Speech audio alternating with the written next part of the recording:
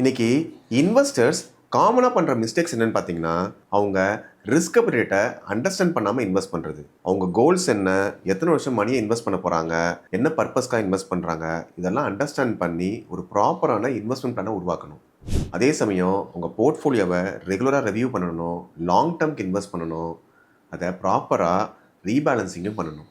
இன்றைக்கி மார்க்கெட் வெலடைல் பீரியட்லேயோ இல்லை ஒரு பேனிக் சுச்சுவேஷன்லேயோ உங்கள் போர்ட்ஃபோலியோவை நீங்கள் உடனே ஸ்விட்ச் பண்ணக்கூடாது. உங்கள் ரெக்குயர்மெண்ட்ஸ் அண்டர்ஸ்டாண்ட் பண்ணி நீங்கள் ரெகுலராக உங்கள் போர்ட்ஃபோலியோவை லாங் டேர்ம் கன்டினியூ பண்ணணும். உங்கள் ஃபினான்ஷியல் கோல்ஸ்க்கு ஏற்ற மாதிரி இன்வெஸ்ட்மெண்ட் ஆப்ஷனை சூஸ் பண்ணணும். முக்கியமாக நீங்கள் இன்வெஸ்ட்மெண்ட்னு வரும்போது லாங் டேர்முக்கு பிளான் பண்ணணும். ஷார்ட் டேர்ம் இன்வெஸ்ட்மெண்ட்டை ஒன்லி ஃபிக்ஸ்டு அசெட் கிளாஸில் இன்வெஸ்ட் பண்ணணும். ஸோ நீங்கள் ப்ராப்பரான கோல்ஸை அலைன் பண்ணி இன்வெஸ்ட் பண்ணுங்கள். ப்ராப்பர் பிளானிங் வச்சுக்கோங்க. டிசிப்ளினாக லாங் டேர்ம் இன்வெஸ்ட் பண்ணுங்கள்.